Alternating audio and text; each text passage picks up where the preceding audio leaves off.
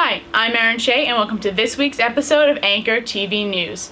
In Rick News, at the Public Occurrences Pot and Profit in Rhode Island, forum held on the 5th at Rick, many sides of the marijuana legalization issue were explored as 9 panel members offered their views before an audience of more than 100 people. The 2-hour forum, sponsored by the Providence Journal in partnership with Rick as well as the Leadership Rhode Island, was divided into 3 portions as panelists discussed marijuana's past, present, and future in the state.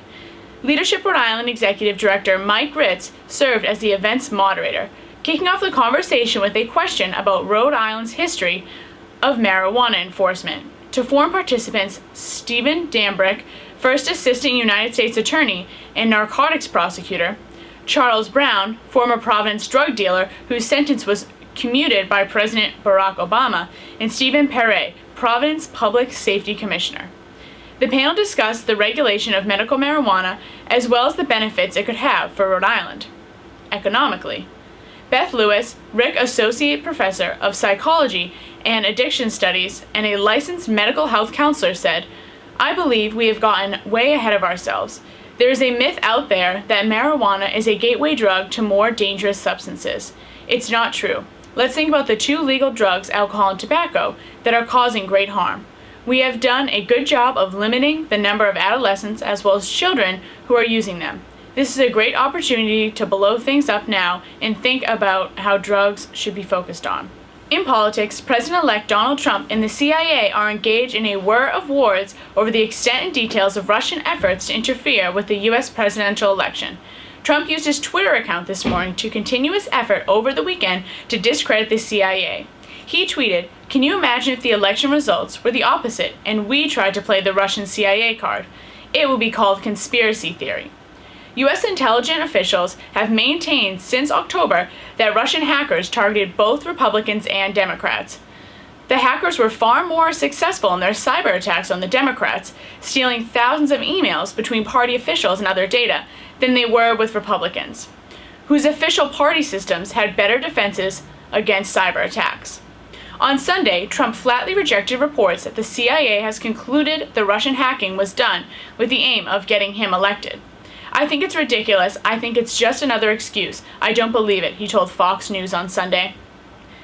In other news, not long after Dominos Japan launched their new seasonal reindeer pizza delivery system, they had to cancel the service due to rowdy reindeer in real need of training. The reindeer weren't able to keep on track to the destination, and they were constantly dropping the pizza. Several delivery methods were tried, including strapping the pizza to the backs of the reindeer and hitching the animals to a driverless sleigh fitted with a global positioning system. The animals were too unruly, however, according to a company video. Now, here is Sam Comfort with sports. Hello, Rhode Island College. This is Sam Comfort here with your Anchor TV Sports Update. On Saturday, Captain Alex Moore of the women's basketball team made history as she became the 14th Anchor woman to score 1,000 career points.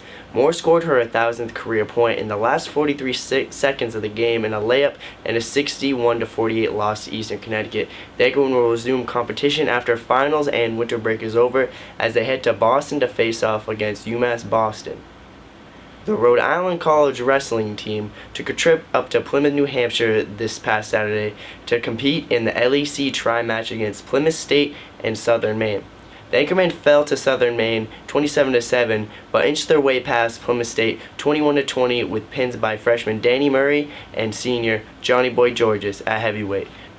The Anchormen will compete next at the Wilkes Open on January 22nd.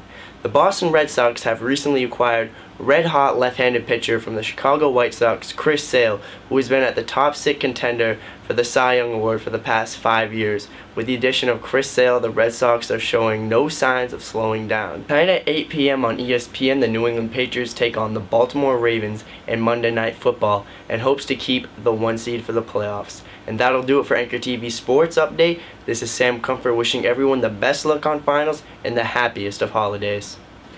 Thanks, Sam. I'm Erin Shea for myself and Sam Comfort. Thanks for watching. Make sure to tune in next week for another Anchor TV News Update. And I hope everyone has a happy holiday and a terrific final season.